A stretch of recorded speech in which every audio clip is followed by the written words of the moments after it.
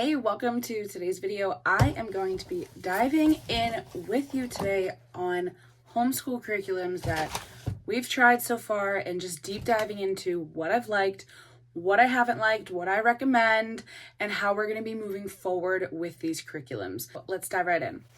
First, I want to talk about the curriculums that we have tried and don't use anymore and won't be using.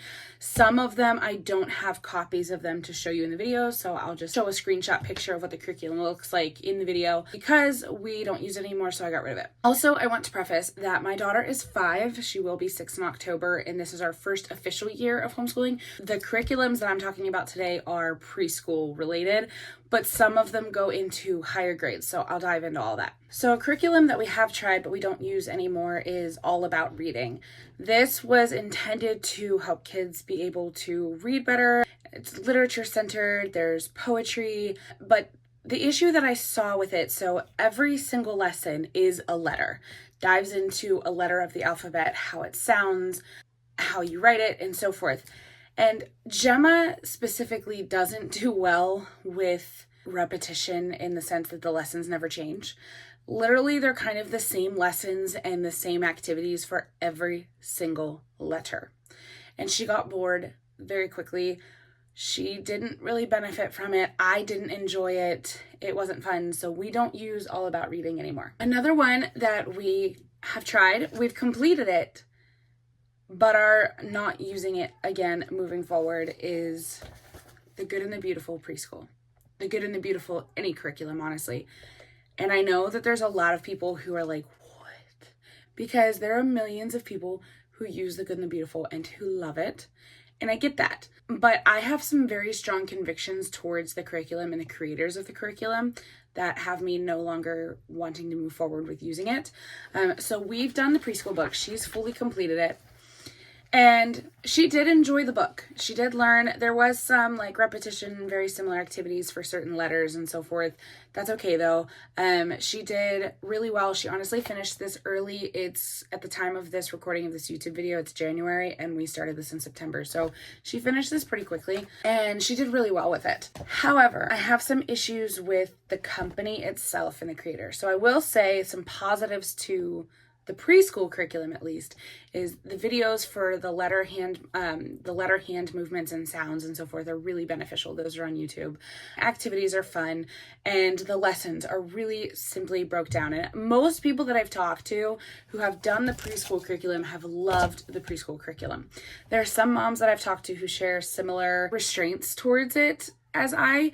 And there are some moms who have tried the older curriculums and just don't like the older grades, but they loved the preschool one. Here's my issue with The Good and the Beautiful. And there was an entire blog that I've read on this and stuff too that kind of adds to this, so I will link that blog in the description below. But The Good and the Beautiful is promoted as a Christian curriculum. It's not. The creators of The Good and the Beautiful, the founder of The Good and the Beautiful, is actually Mormon, a member of the Church of Latter-day Saints. And that is not Christian. And I really have a deeply rooted issue with a company claiming to be something that it's not.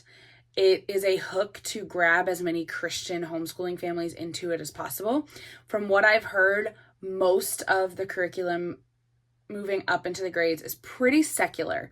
So there's really not any mention of any Christian views or much about God or anything like that, at least not a ton about Jesus. And I have heard though that in the older grades, like middle school to high school, there are some teachings of the Mormon faith in it, even if it's light. I've heard that there are some. I can't confirm this because I haven't looked at them, but I've heard this. So I'm curious if anyone's doing older grades, older than 6th grade, if you've noticed this. My issue comes down to the morals of the company. Don't claim to be something that you're not. I would much rather that the creators of The Good and the Beautiful claim that they're Mormon. I would much rather them say they're Mormon, but they don't. It's actually pretty hidden. I'm not okay with that. I think that it's a way to grab a very, very large audience and get them to buy their product. Just claiming that they're Christian, and it's not actually Christian. So I have a big problem with that. So moving forward, we will not be using The Good and the Beautiful. And I would encourage that the company and the founders work towards more correct messaging and claim, the truth. You don't even have to say that you're Mormon, just don't claim it to be a Christian curriculum. There are just so many families and stuff out there who just talk about, this Christian curriculum and it's wonderful and it's great. The preschool book never talked about Jesus once. And so please don't tell me that this is Christian if my child's not going to learn about Christ in the curriculum. So that's my issue with The Good and the Beautiful. We finished the book. We won't be using it again. Curriculums that we are using that we really love. First, I want to talk about our morning basket routine. So I use all of the morning basket supplies from a company called Harbor and Sprout. They have beautifully curated morning basket and unit studies and patchwork studies and stuff that they've created from ages like 3 all the way up to 12th grade. And I truly have loved all of their morning basket work that they have. I try to pick 1 to 2 each month that we do that kind of fits the theme. And it's just a morning basket, so it's not like an in-depth curriculum that we're using. They do have really great patchwork studies. They do have a language arts curriculum and a math curriculum. I just haven't used those yet. I really just love the morning baskets.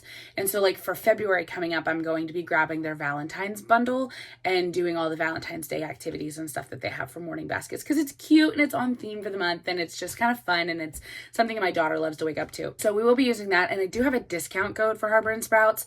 If you click the link in the description below, you can get like 10% off. Make sure you click the link in the description and you can, grab a discount and go get some really cool morning basket stuff. Our other curriculum that we have been using, and I will continue using this, is Christian Light. So Christian Light, they are open and go workbooks, which makes it really, really simple. This is the kindergarten 1, and then I also have the kindergarten 2. So Gemma's finishing up kindergarten 1 all through this first year. I'm kind of considering it like her preschool type of year. And then she's going to start kindergarten 2. Kindergarten 2 comes with an actual like teacher's book to really work through the lessons and stuff. But she loves this because we can just take this with us wherever we are. And it's just open and go. She just does the activities. And it's been great. We really like this, and it is Christian. It talks about God and about Jesus and everything. Now, like my husband and I were Eastern Orthodox, so it's not Orthodox centered, but it's Christian and it's really good. And I haven't seen anything wrong with it so far in theology or anything like that. It's just really simple, and we like it. I've heard that the math version is fantastic and Gemma loves math, so I'm excited for her to get a little bit older and start the math one. But for now, we're finishing up kindergarten 1 and moving into the kindergarten 2 series. So highly recommend Christian Light. The next one that we're using, since we did finish the Good and the Beautiful preschool course book, I am moving into this next book that I'm very excited about. I've heard raving reviews that it's phenomenal. Gemma is determined to want to read. And after coming through this first year, I've learned how important it is for your child to read first before anything else. Honestly, if she had been able to read before we even touched the preschool book or anything else, it would have made life so much easier this first year. And so I'm a firm believer now of like, one, a core value is that my kids learn through play. I'm very much more Charlotte Mason classical style. So they learn through play. But secondly, learn to read before you dive into a full curriculum. And so that's what our next goal is. We're diving into the spring to have her hopefully reading by summer. And so it's this book called Teach Your Child to Read in 100 Easy Lessons.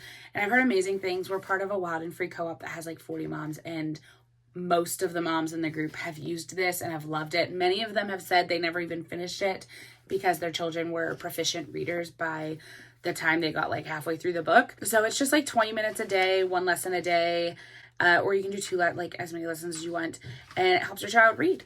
And so that's what we're going to do before we dive into like any other big curriculums. I'd love to do Idlewild and Company. I'd love to do one of their nature study things through the summer. This is first and foremost learning how to read.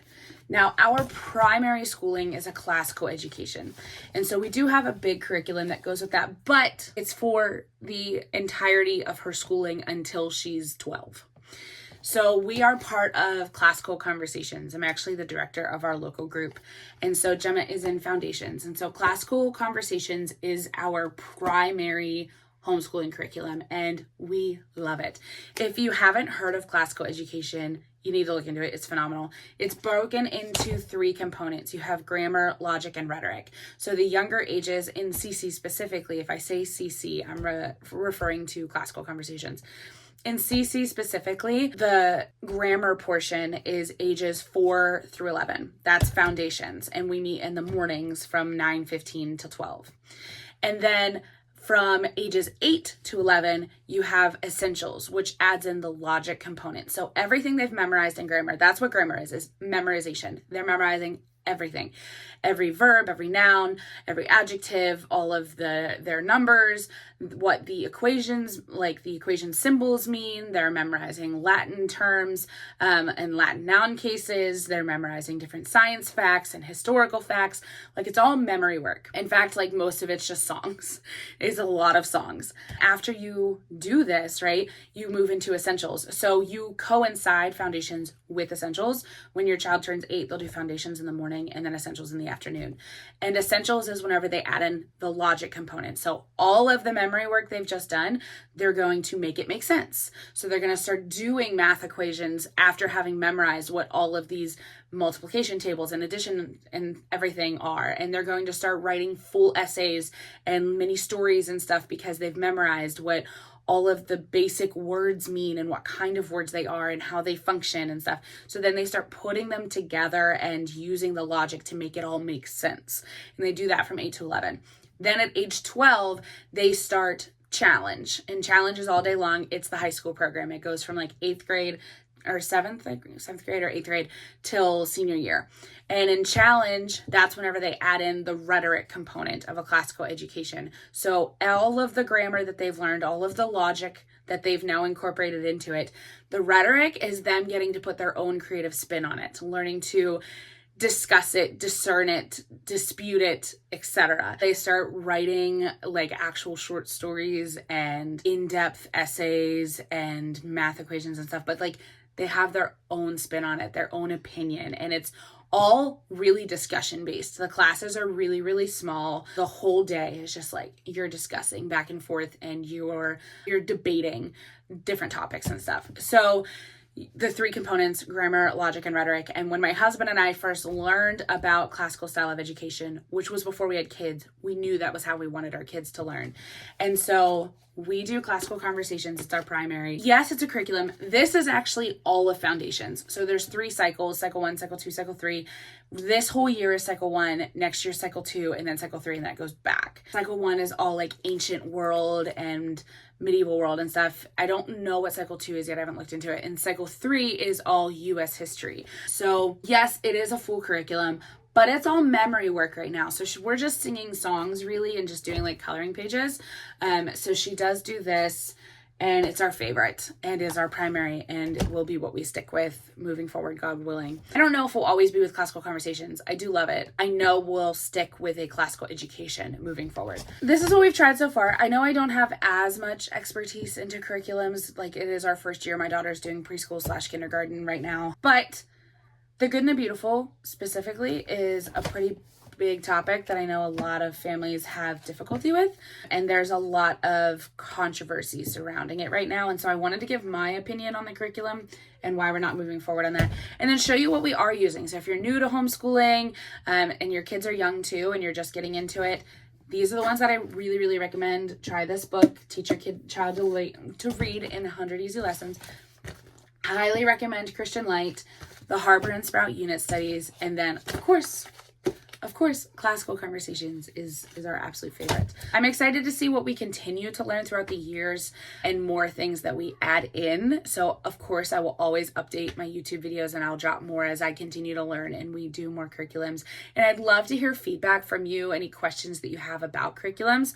So if you want to comment anything below, I'm happy to answer that and chat back and forth with you to discuss homeschooling and curriculums and so forth. But thanks guys for watching today. If you liked what you saw, please go ahead and hit that subscribe button. I have new YouTube videos dropping every Friday and a new podcast episode dropping every Thursday. So be sure to hit that subscribe button and also join my email list. The link is in the description below. So that way you're notified every time a new episode or new video is dropped and you don't miss a thing.